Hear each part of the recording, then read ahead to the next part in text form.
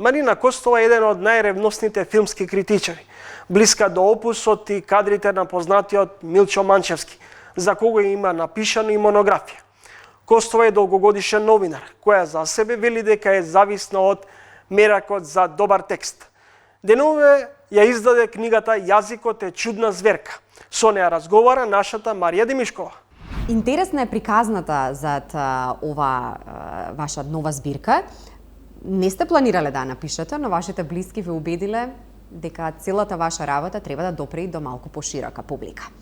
Каков авторски материјал содржи збирката? Всушност, меракот за текст е она што е заедничко за таа жанровска различност на оваа книга.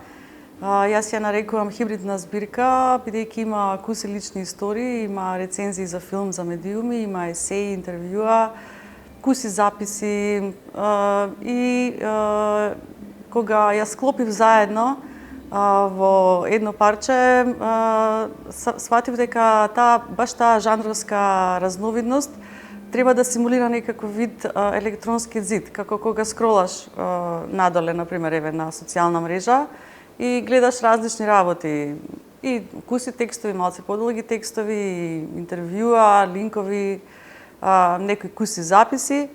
И мислам дека успеав тоа да го направам, инаку навистина не планирав да пишувам книга. Тоа почна за време на почетокот негде на пандемијата, кога одеднаш некои реплики што цел живот ми се вртат во глава, сум ги запамтила како дете, некои куси реченици или просто 2-3 збора, ги памтев повеќе како мелодија, како тон.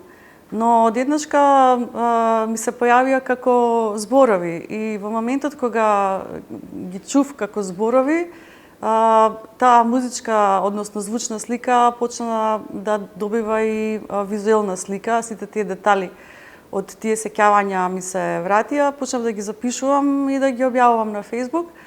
И имаше неверојатно добар одзив тоа, некако луѓето чудно ги погоди таа носталгија или тие сеќавања кои што беа сосема едноставни, без описи, само записи. Јазикот е чудна зверка, интригантен наслов за една збирка. Колку го слушавте вашиот внатрешен личен јазик кога ја правевте селекцијата на материјалите што се најдоа во оваа збирка? Јас мислам дека јазикот е нешто што мора да се почитува и да се следи, и внатрешниот, и надворешниот, и јавниот, и приватниот секако збор. Мене лично ми е многу преку глава од таа хистерична несигурност која што го држи јазикот како менгеме цврсто. Демек го браниме од турцизми, србизми, англицизми, а всушност јазикот се вкочанува и се осиромашува на тој начин. Режисерот Милчо Манчевски го пишува поговорот за оваа книга, за оваа збирка, и вели дека го сакате секој збор, но го одбирате најсоодветниот. Колку тежи денеска зборот, Марина? Зборот тежи секој пат исто. Тежината на зборот не се менува. Се менува нашиот однос према таа тежина. Искрено мислам дека во јавниот дискурс кај нас има една огромна инфлација на зборови. Просто не сме ние штедливи со користењето на зборовите. И тоа што јас го користам вистинскиот збор е можеби на некој начин професионална деформација како новинар, нели? Наша работа е да ги користиме вистинските зборови. Јас длабоко верувам дека стварите треба да се именуваат со право име. И длабоко презирам кога некој се зацкрива зад лавина бујица зборови или поетишење. Затоа што мислам дека така се зацкрива немање став или пак уште пострашно опортунизам. И мислам дека во оваа наша култура во која што во моментов живееме и јавност, зборот има тежина, ама нема почит. Неслучајно го споменав Манчевски, за оние кои што не знаат, вие ја пишувате и монографијата Манчевски, за која малку подоцна добивате и ја добивате и наградата Мито Хаџивасилев Јасмин во 2018 година.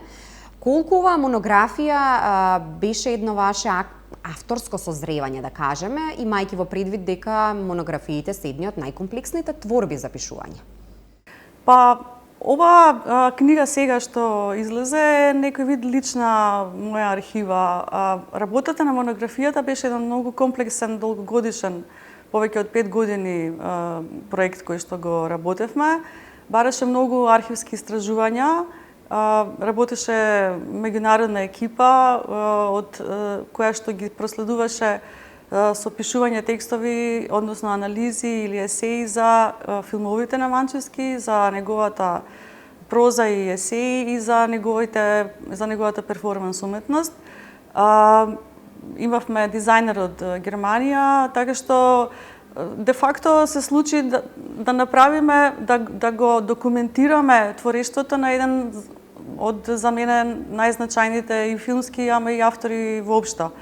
И јас сум лично посебно горда затоа што успеавме во втората фаза од тој проект да таа книга да биде достапна во над 120 библиотеки, во универзитетски и народни библиотеки буквално во целиот свет на сите континенти, и таа е сега таму достапна за натамошно, како референца за натамошно истражување, откривање и така натака. И ете, има еден дел како артефакт од Македонија што се наоѓа во тие библиотеки и тоа ќе остане за нас. Марина, споменавме на почетокот, вие работите како новинар, активно повеќе од 25 години.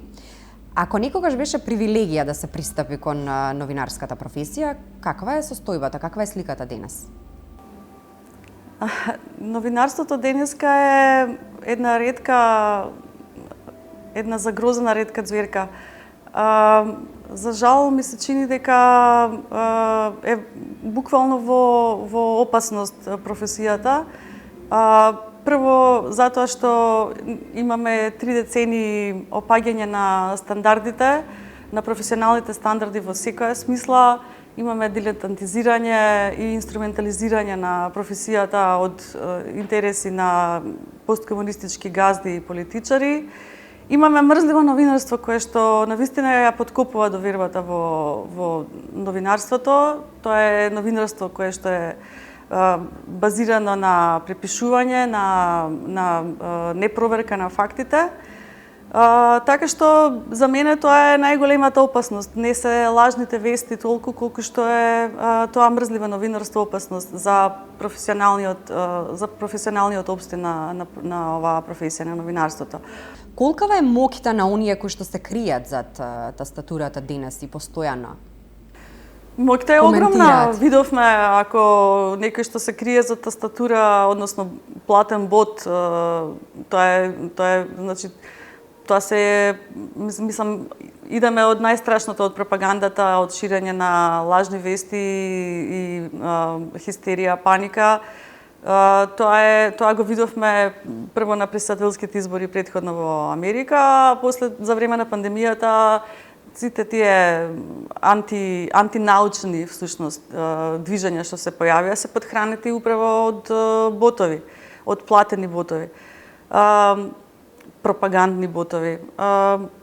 Она што мене ми е најинтересно е дека тоа станува на некој начин легитимирано во јавниот дискурс. Да речеме, омраза ширење омраза или говор на омраза во јавниот дискурс е толку веќе станат нормално да не е ни срамота, не е ни страшно да се шири омраза. И можеби ние тоа на социјалните мрежи го гледаме сега затоа што е подостапно повеќе.